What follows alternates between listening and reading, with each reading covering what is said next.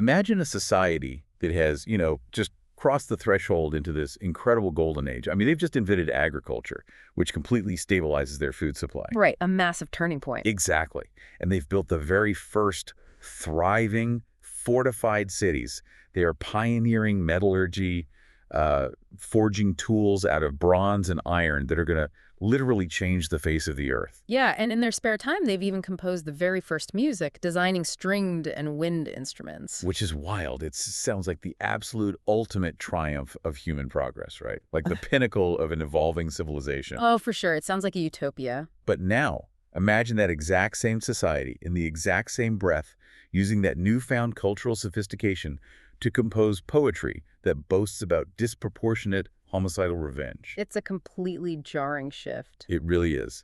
So today, we are looking at this terrifying historical paradox. Why does it seem like human beings can build incredibly advanced systems while simultaneously letting their actual humanity just rot from the inside out? Well, it is a paradox that defines almost every major headline you read today, And yet, we rarely step back to look at the underlying architecture of that decay. We really don't. No, we treat every corporate scandal, every political collapse, and every social injustice as an isolated glitch in an otherwise functional system. But what if it's not a glitch? What if it's the operating system itself? That is the million-dollar question. It is. So for this deep dive, we are sitting down with a fascinating stack of sources that attempt to answer that exact question for you. We are exploring a profound theological document titled The Spread of Human Wickedness, which is authored by Chris R. Velazquez. And alongside this text, we have 3 highly detailed, just sweeping visual infographics that map out this author's entire conceptual framework. Yeah, they're incredibly dense. Now, I want to be super clear with you, the listener, right out of the gate here. Our mission today is to deeply understand the author's exact biblical and theological framework. Right, we were just looking at the mechanics of it.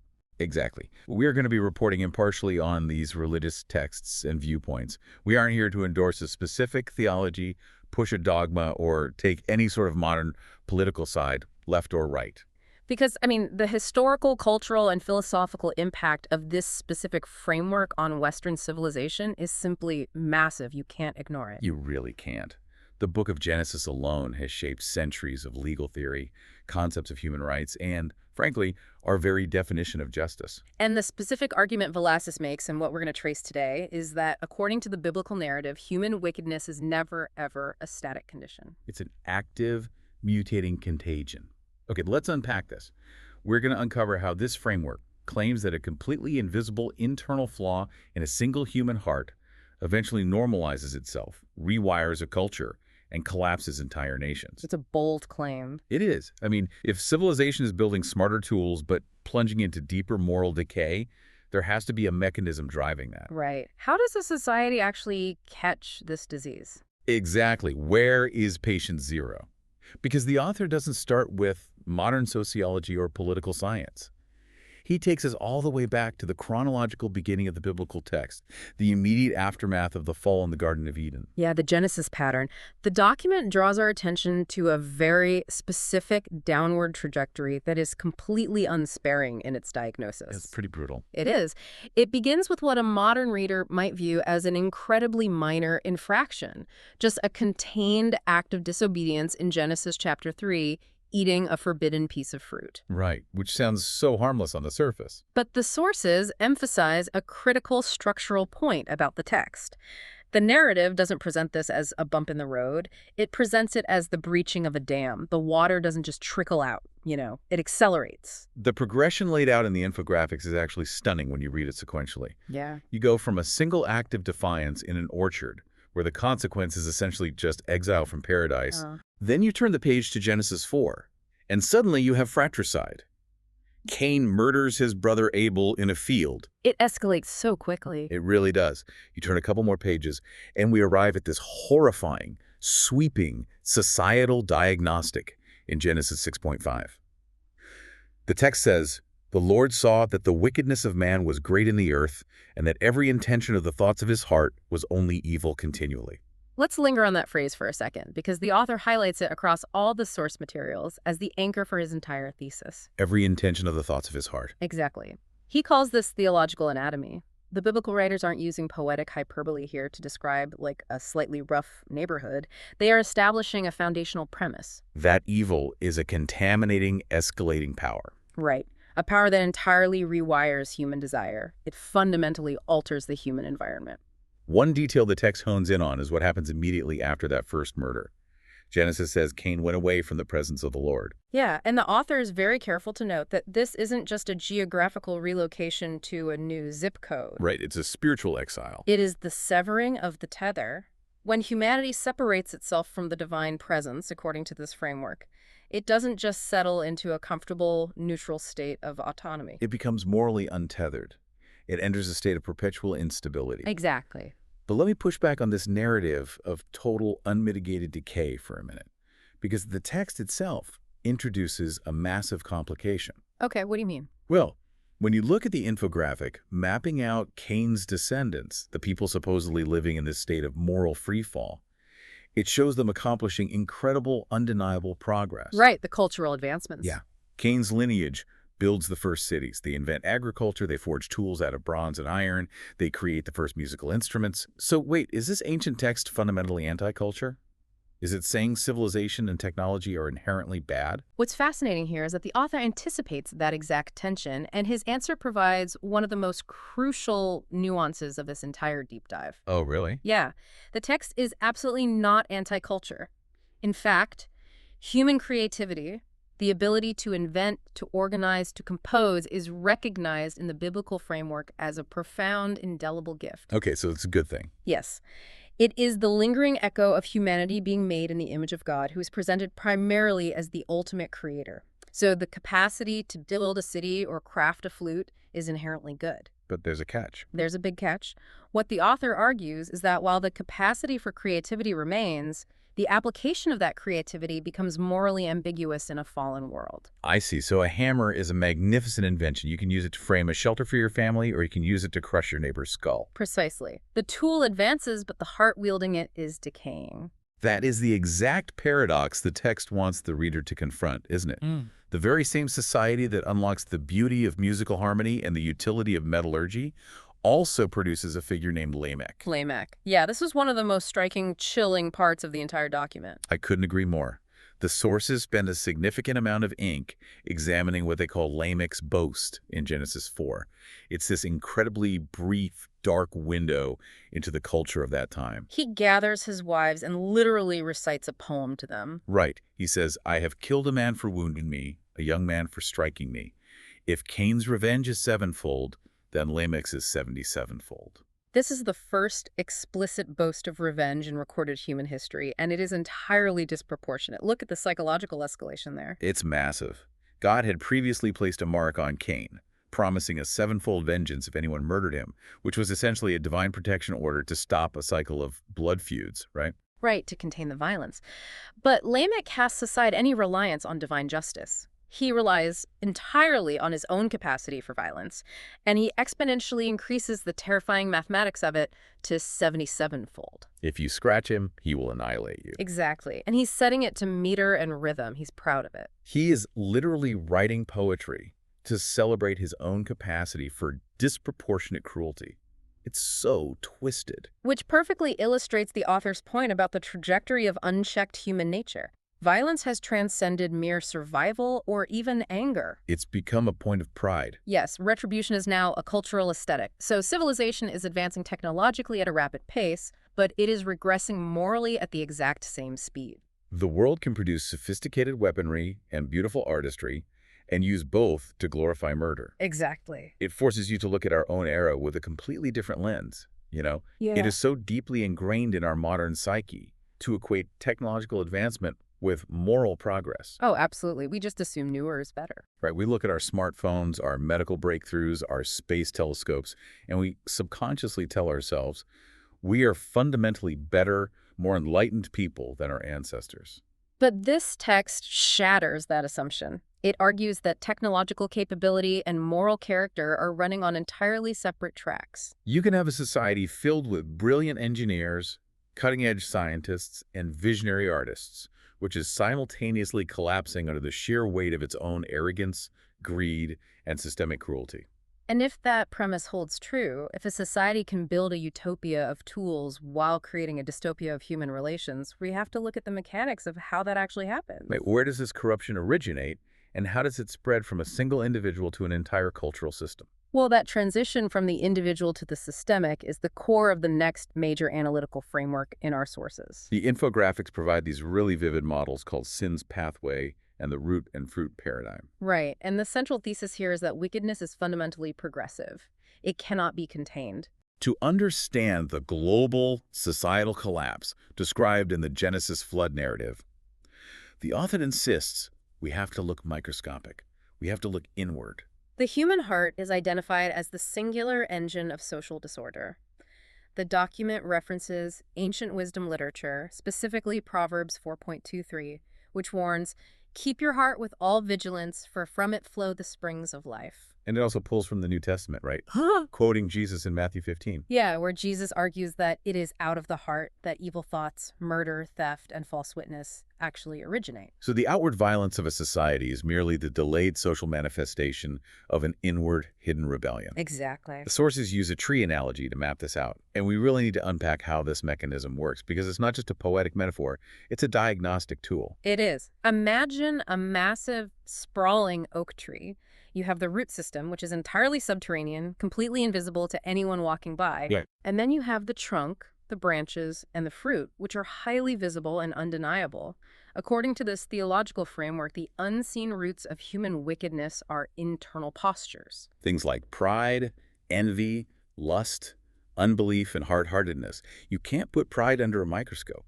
You can't arrest a CEO for internal envy. But those subterranean roots do not stay underground forever. They act as a vascular system. Wow. They pull the nutrients of that internal selfishness up through the trunk of our daily habits, pumping it into the branches of our interactions until it eventually blossoms into undeniable toxic fruit. The visible fruits mapped on this tree are things like violence, corruption, injustice, oppression, and death. So the systemic oppression we see in a society isn't something that just fell out of the sky. No, not at all. It is the organic, matured fruit of a million invisible roots of pride and greed that were allowed to grow unchecked. And the author takes this biological metaphor even further by extrapolating a 5-step pathway for how this contagion moves from the invisible root to the societal canopy. Okay, let's walk through those steps. Step 1 is the inception. It begins in the heart. It starts as a fleeting choice, an internal thought, quiet desire for something outside of ethical boundaries. So just a seed. Then step 2 is incubation. It develops within.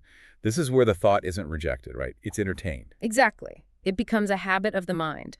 The individual begins the complex psychological work of justifying it. Like, I deserve to hold on to this grudge because of what they did to me. Or it's just a minor accounting trick to protect my department's budget. Right. Which leads to step 3, the breach. It expresses outwardly. The internal pressure of that justification finally spills over the boundaries of the mind into tangible words or actions. The hidden grudge becomes a vicious rumor. The internal greed becomes actual theft. Tangible harm is introduced into the physical world. And then step 4 is where the math gets terrifying. It normalizes culturally. The evil behavior moves beyond the individual. It is observed by others, tolerated, accepted, and eventually, just like Lamech's boast, it becomes celebrated as a valid way to operate in the world. It becomes the new baseline. And finally, step 5. It multiplies socially. The contagion achieves critical mass. Entire generations are now raised in an environment where this behavior is the standard. What began as one person's internal envy decades ago has now structurally calcified into a systemic, societal injustice that exploits thousands of lives. It's a devastating progression. Here's where it gets really interesting, at least for me. When I was studying this 5-step pathway, I couldn't help but view it through the lens of modern epidemiology. Oh, like a virus. Exactly like a virus. It operates exactly like a highly adaptable biological virus. A virus always starts in a single microscopic host cell. It's totally invisible to the naked eye. But it rewrites the cell's DNA to bypass the body's natural defenses. It replicates, it sheds into the environment. And if it's left unchecked by any antiviral intervention, it eventually causes a systemic pandemic that can shut down global supply chains and collapse nations. That viral analogy captures the sheer mechanics of the author's framework, perfectly. This ancient text treats moral corruption with that exact same level of virulent contagion. It is literally a pathogen of the human soul. It is. And if we apply that understanding to how we operate today, it completely upends how modern societies attempt to solve their most deeply entrenched problems. The author suggests that our primary modern failure is our relentless obsession with treating the fruit while completely ignoring the root. Give me an example of what that looks like in practice. Consider how a government responds to a massive spike in corporate fraud or institutional corruption. We see the bad fruit, the exploitation, the stolen pensions, and our immediate exclusive response is structural. We pass sweeping new regulatory laws. We establish complex oversight committees. We fire the old executives and hire new ones. We send in a team of pruners to trim the diseased branches off the tree. Yes, we aggressively trim the branches. And the author isn't saying that's wrong, right? A functional society absolutely requires robust laws, justice systems, and accountability. You have to deal with the branches. But the devastating critique of this worldview is that moral reform without internal repentance is fundamentally insufficient, because you cannot legislate holiness into existence. You can threaten someone with 20 years in federal prison to restrain their outward actions, but a policy document cannot regenerate a human heart. Exactly. If the subterranean root of hard-heartedness and greed remains untouched, the tree is simply going to grow new, perhaps more cleverly disguised branches of corruption to bypass the new regulations. The virus just mutates to survive the new antiviral drug. Yes, that's exactly it. If education and legislation alone could cure the human condition, we would live in a utopia by now. But if the human heart is the actual engine of this decay, why are we so universally resistant to that diagnosis? Why is our culture so thoroughly addicted to the narrative that humanity is fundamentally good and on an inevitable, unstoppable upward trajectory? Because confronting the internal root requires a level of personal culpability that is incredibly uncomfortable. It is much easier to blame a system than to examine a mirror. Oof, yeah, that's true. To address this, the source material systematically dismantles 5 deeply held modern misunderstandings, what the author calls myths about human nature, societal progress, and divine justice. Let's break these myths down because they challenge almost everything we are taught to assume about the world. Myth number 1 is the belief that sin is only individual. This is the ultimate modern mantra. Oh, completely. My truth is my truth. What I do in the privacy of my own home doesn't affect anyone else. As long as it's consensual, it's morally neutral. But the biblical framework utterly rejects the concept of a victimless moral compromise. As we establish with the viral contagion model, the text insists on the profound corporate dimensions of human behavior. Systems, institutions, cultures, and economies are not abstract, floating entities. They are built, sustained, and populated by individual people. When Cain murdered Abel, he didn't just end a single biological life. He introduced the concept of lethal violence into the human imagination. He set a precedent that his great-great-grandson Lamech would multiply. You simply cannot quarantine human behavior. The internal rot of the individual eventually compromises the structural integrity of the whole. Right, and myth number 2 is something we touched on earlier, but the author expands on it heavily, the myth that culture can save us. This is the Enlightenment promise, the absolute certainty that if we just throw enough data, enough education, and enough technological innovation at a problem, we will eventually cure human depravity. It is the tragedy of Lamech all over again. The author argues with striking clarity that human progress divorced from moral holiness leads to more catastrophic corruption, not less. An educated, technologically hyper-advanced society that lacks a foundation of ethical restraint does not automatically become more peaceful. No, it often just becomes much more efficient, sterile, and distant in its exploitation. It stops fighting with clubs and starts fighting with algorithms and autonomous drones. The capacity for damage scales with the technology. Which brings us to myth number 3. And I really want to spend some time wrestling with this because for a modern reader, this is undoubtedly the most difficult hurdle in the text, the myth that God's judgment is cruel. It's a huge stumbling block for many. It is. The primary case study the source uses to dismantle this myth is the flood narrative in Genesis 6 through 9. Yeah. Now, I have to step in here and voice the visceral, natural reaction almost everyone has to this story. Go for it. When you read about a global cataclysm, a flood wiping out virtually all of humanity, say for one family, modern sensibilities immediately recoil. It feels wildly disproportionate. It feels like an ancient mythological overreaction. How does the author of this theological document possibly reconcile this massive planetary destruction with the concept of a good, loving, and just God? It is the most vital philosophical question you can ask of this text. If you misunderstand the flood, you misunderstand the entire biblical framework of justice. Okay, so how does he explain it? The author provides a profound reframing of this narrative. He argues that modern readers project their own arbitrary, capricious anger onto the text, assuming God is acting like a petty, mythological deity throwing a tantrum because humanity didn't follow the rules. Right, like Zeus throwing a thunderbolt. Exactly. But the text explicitly states the diagnosis. The earth was filled with violence. It was a world entirely consumed by Lamechs. Exactly. Imagine a global society where the strong devour the weak with absolute impunity, where exploitation is the norm, where justice is non-existent, and where the contagion of violence has infected every cultural structure. A total nightmare scenario. In that scenario, God's judgment is not an act of petty cruelty. It is the ultimate necessary defense of the innocent. It is God stepping into history to say, I will not allow my creation to endlessly brutalize itself. The author suggests that if God were to look at a world drowning in systemic violence and do nothing, he would cease to be good. A good judge cannot indefinitely tolerate evil. Right. The document actually makes a staggering philosophical pivot here. It claims that to the biblical writers, the true scandal of the universe isn't that a holy God judges wickedness. Given the reality of human cruelty, judgment is logically necessary for justice to exist. So what is the scandal? The actual mind-bending scandal of the text is that God preserves sinners at all. Wow. It flips our modern entitlement completely upside down. We demand to know why God judges. The biblical text demands to know why God is so patient. The source references the Apostle Paul in Romans 2.4, pointing out that the specific purpose of God's patience is to provide time for repentance. He delays the gavel. He holds back the consequences of our own actions. But that patience is not an infinite rubber stamp of approval. No. The flood, therefore, is presented in this framework as a terrifying but necessary synthesis of two things. It is the severe, righteous judgment of unrepentant violence, and it is a radical act of redemptive preservation. Preservation because he saves Noah. Yes. He surgically removes the terminal cancer of global violence to preserve a tiny remnant of humanity, ensuring that the human story doesn't end in self-annihilation. The judgment is the only way to save the patient. That concept of costly salvation leads directly into myth number 4. The idea that grace simply means God ignores sin. Because if the flood demonstrates how seriously the biblical God views systemic violence, then his grace cannot just be a cosmic shoulder shrug. Right. Modern culture often defines grace as a sort of divine grandfatherly indulgence. You know, boys will be boys, nobody's perfect, let's just sweep it under the rug. But in this theological economy, grace is not moral indifference.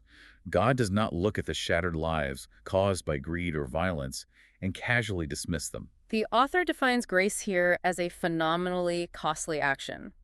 It is God taking the initiative to save humanity from the catastrophic penalty of their own sin, while still fully acknowledging the horrifying weight and reality of that sin. Justice still has to be satisfied. The ledger still has to be balanced. And finally, we arrive at myth number 5.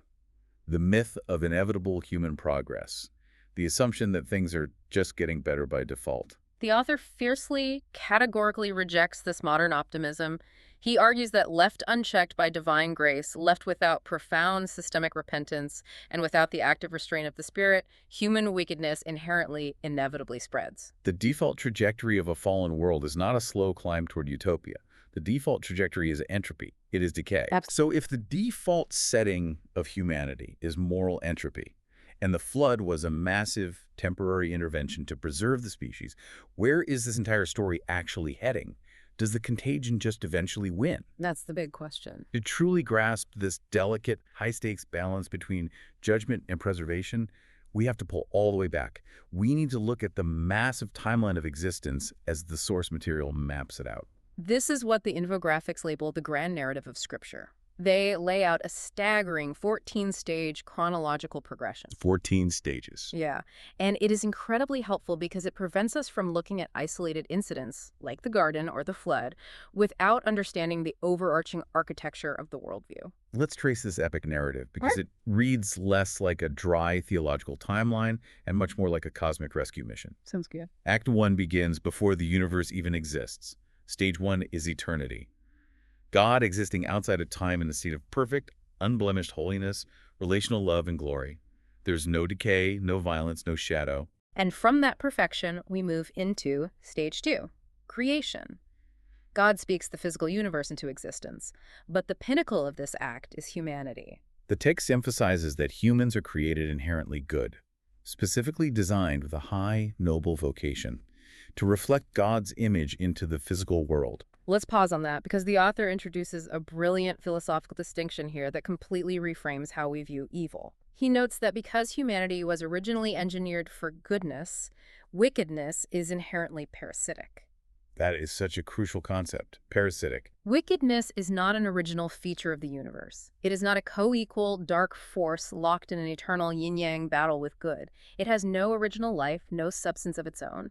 It is solely a corruption, a twisting, a decay of what was originally pure. The author calls sin a deformation of vocation. Humans were designed with the vocation, the literal job, to act as mirrors, reflecting God's perfect love, creativity, and justice into the world. Sin is the tragic, violent shattering of that mirror. The shards still reflect light, but the image is grotesquely distorted. That shattering is stage 3. The fall.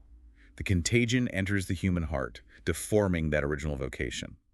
Instead of looking upward to reflect God, humanity turns inward to serve itself. But God doesn't abandon the project. Stage 4 is covenant. God begins to carve out a preserved line of promise, a remnant of faith starting with Seth, offering a fragile counter-narrative to Cain's violence. Which leads to stage 5, redemption. In this ancient era, redemption takes the severe form of the flood we just discussed. It is the necessary judgment of the overwhelming contagion to preserve the remnant of Noah, keeping the covenant alive. And from the receding waters of the flood, we enter a massive, sprawling historical era that the author defines by a single, agonizing thematic tension: the two humanities in conflict. Moving into stage 6, the kingdom, and stage 7, exile, you see this exact conflict play out century after century. It is the ultimate historical tug-of-war. On one side, you have the line of self-will. These are the empires built on pride, the societies operating on Lamech's logic, constantly escalating violence, exploitation, and self-glorification. They build towers to make a name for themselves. But running parallel to that, competing in the exact same historical space, is the line of faith. This is the preserved remnant, the often flawed but deeply tethered people trying to walk with God, operating on covenant promises rather than autonomous power. But the text notes that when a society's alienation from God reaches a point of total saturation, it results in collapse. That is stage 7, exile. The people lose their land, their temple, their autonomy. But the narrative refuses to end in despair. Stage 8 is restoration. God, acting entirely on his own faithfulness to his promises, rebuilds. He brings his people back from the ashes. But all of these cycles, the rebellion, the devastating judgment, the miraculous preservation, the slow restoration, they are all pointing toward a singular, explosive focal point in history. Stage 9, the absolute climax of the entire 14-stage timeline, heavily emphasized in all the source infographics. The Messiah. Yeah. Jesus Christ. So what does this all mean? Well, the author notes a profound shift in the narrative here. Jesus does not enter the timeline merely to act as a better philosopher or to offer a new set of moral regulations to help humanity prune the diseased branches of their societal tree. He comes to strike a fatal blow to the root itself. Exactly. He enters the contagion. He lives the perfect, undeformed human vocation, exposes the utter depths of human sin, bears the crushing ultimate judgment for that sin on the cross, and through his resurrection inaugurates an entirely new humanity. The sources quote a really magnificent verse from the Apostle Paul in Romans 5:20 to illustrate this ultimate cosmic counter-narrative.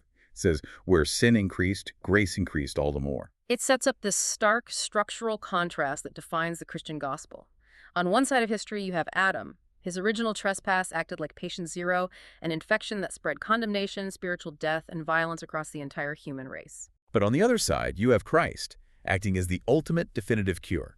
His perfect obedience and sacrifice spread justification, righteousness, and eternal life. It is the final triumphant answer to the terrifying problem of Lamech. Think about it. Lamech boasted of multiplying human vengeance 77-fold. He represented the exponential math of human cruelty. The gospel narrative counters that boast by declaring that God's grace multiplies infinitely further, deeper, and wider than human violence ever could. Grace outpaces the contagion. Absolutely beautifully said. And that profound theological reality brings us directly to where you, the listener, are currently situated on this massive timeline. Stage 10, the church. According to this worldview, we are living right now in the church era. Right, and the text is careful to describe this not as a perfect, sinless, utopian institution, far from it, but as a redeemed people who are called to be a faithful presence in a world that is still deeply infected. They are essentially called to be a colony of the coming kingdom. Their vocation is to bring light, justice, and the radical, costly grace of the Messiah into an age that is still largely characterized by Lamech's logic of exploitation and violence. It is a calling that requires immense daily vigilance, precisely because they understand how easily the human heart still defaults to its own selfish pathways. The timeline eventually concludes with a breathtaking sequence of finality. Stage 11, Final Judgment, where every hidden motive is exposed and all evil is definitively accounted for. Then stages 12 and 13. The millennium and the new creation. This is the promise that wickedness is not just managed, but entirely, permanently eradicated from the cosmos, and the physical earth is filled with the knowledge of God's glory. And finally, stage 14, a return to eternity, marked by perfect, unhindered communion, joy, and the complete restoration of the human vocation. It's a staggering narrative arc. It moves from the flawless perfection of an eternal beginning, plunges into the agonizing, bloody spread of human wickedness, and ultimately resolves in a new creation, where the very concept of the contagion is a distant memory. It really is awe-inspiring when you look at the architecture of it. Yeah. But we have to ask the critical question of application here. Knowing where we stand in this grand cosmic timeline, floating somewhere in the tension between the Messiah's rescue mission and the final restoration of all things, how does this actually change the way we operate on a random Tuesday morning? Right, because a worldview is useless if it only exists on an infographic. Exactly. It is one thing to mentally map out the 14 stages of redemptive history. It is a completely different challenge to live it out when you are exhausted, stuck in traffic, dealing with a deeply unfair boss, or navigating a family conflict. The author completely recognizes this imperative. He dedicates a significant portion of the document to translating these massive theological concepts into 6 distinct, highly practical areas of daily application: Christian life, ministry, leadership, society, families, and daily living. Let's start by looking at leadership, because the author issues a warning here that feels incredibly urgent for our current cultural moment. The text states, quite simply, public corruption begins with private character. It draws a straight, unavoidable line right back to the anatomy of the human heart we discussed earlier.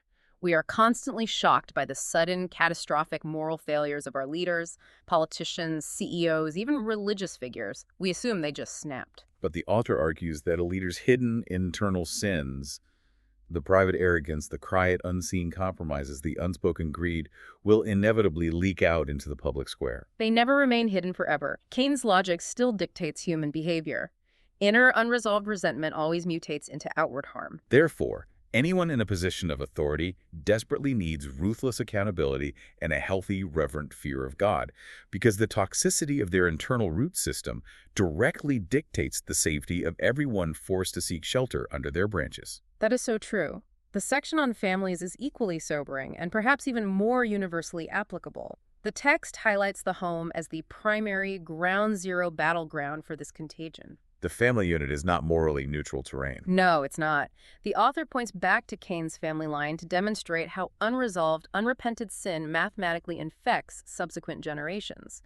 The home is the very first ecosystem where sin either multiplies through inherited anger, quiet abuse, and learned dysfunction. Or where it is actively, painstakingly restrained through the difficult, unglamorous daily work of confession, extending forgiveness, and telling the truth. Exactly.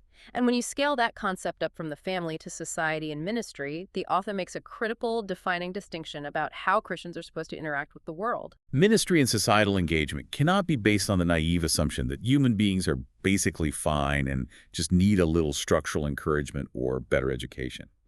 The gospel is defined here as rescue, not self-help. That is a massive distinction. Explain the practical difference between those two approaches for us. A self-help approach assumes the person is standing on solid ground and just needs better techniques to optimize their life. A rescue mission assumes the person is actively drowning and needs someone to pull them out of the water. Wow. Yes, the text affirms that believers should passionately pursue justice, advocate for equitable laws, and fight for public righteousness.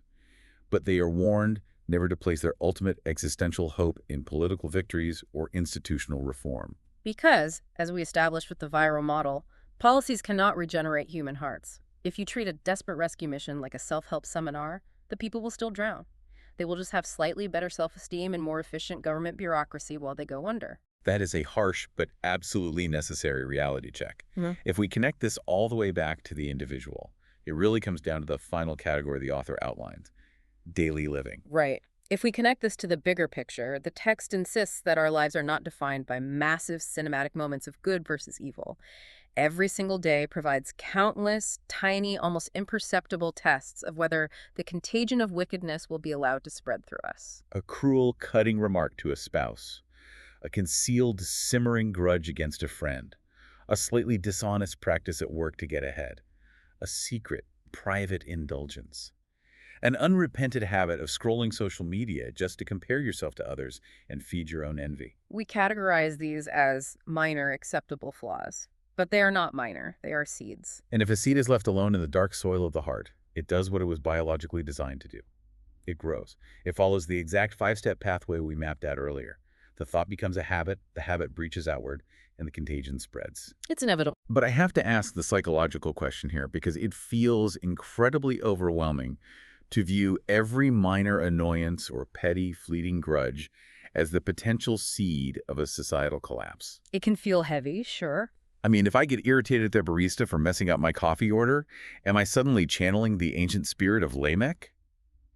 How does a person live with that level of intense, constant inward vigilance without just falling into sheer panic, moral exhaustion, or psychological paranoia? That is the perfect tension to arrive at, and it is exactly where the author chooses to conclude the document. Yeah. The faithful biblical response to this overwhelming diagnosis of human nature is not panic. Okay, that's a relief. It is not a paralyzing paranoia, and it is certainly not withdrawing from the messy world into some isolated, hyper-religious bunker. The intended faithful response is profound hope. Hope. After everything we've just outlined about the sheer virulence of human evil. Yes, unshakable hope. The text argues that we don't present this severe, unsparing diagnosis to produce despair, but to reveal our absolute desperate need for the cure. The goal of this theology isn't to live your life in constant, crippling fear of the spread of wickedness. The goal is to live confidently, joyfully, in the reality that God's redemptive grace spreads farther, runs infinitely deeper, and is ultimately eternally stronger. Yes, sin is a contagion that multiplies across society. But the last word of the human story does not belong to Lamech. It does not belong to the floodwaters of judgment. It belongs to the resurrected Lord who judges evil perfectly, saves his people completely, and has promised to make all things new. You watch your heart and you fight the daily battle not out of a terrifying fear of failure, but out of a deep, abiding devotion to the one who has already secured the final victory. We have been on quite a profound, staggering journey today. We have traced a path from the deepest, most secret, invisible chambers of the human heart, all the way out to the global, cascading structures of human society. It's a lot to take in. We've explored this specific framework of sin as a multiplying contagion, a parasitic virus that hijacks internal desire and weaponizes it into outward violence. We've seen the uncomfortable truth that human culture, for all its brilliant, breathtaking advancements, remains morally unstable without a tether to the divine. And most importantly, we've walked through the sweeping, epic biblical narrative that offers a grand cosmic rescue mission through Christ, a narrative where grace ultimately outpaces and entirely outlasts human corruption. It is a conceptual framework that absolutely demands rigorous self-reflection, but ultimately it offers an incredibly sturdy, historically tested foundation for hope in a world that often feels like it's breaking apart at the seams. Absolutely. And as we close out this deep dive, I want to leave you, the listener, with something entirely new, to ponder a thought that builds on the very foundation of everything we've discussed today. We talked earlier about the author's beautiful concept that humanity was originally created with a specific noble vocation, to serve as mirrors, reflecting God's image into the physical world. And we learned that every act of hidden internal wickedness is a tragic deformation of that vocation.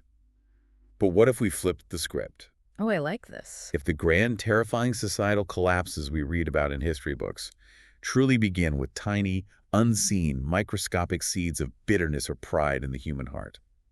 What about the seeds of grace?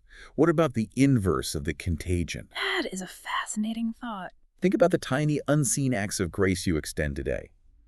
What if the quiet, uncelebrated forgiveness you offer to someone who absolutely doesn't deserve it? What if the hidden, exhausting patience you practice with your children behind closed doors? Yeah. What if the secret split-second choice to choose integrity at your job when you know for a fact no one is watching? What if those aren't just nice moral choices to make you a slightly better person? What if they are the actual, literal reclamation of human dignity? What if they're the shards of the mirror being put back together? What if the restoration of the whole world, the new creation itself, is secretly beginning in the exact same place its destruction did? Right there, in the quiet, unobserved, fiercely fought-for chambers of your own heart. That is a beautiful, deeply challenging, and wonderfully hopeful thought to leave on. Thank you so much for joining us on this deep dive. Keep examining the roots, keep looking for the fruit, and as always, keep asking the big questions. We'll see you next time.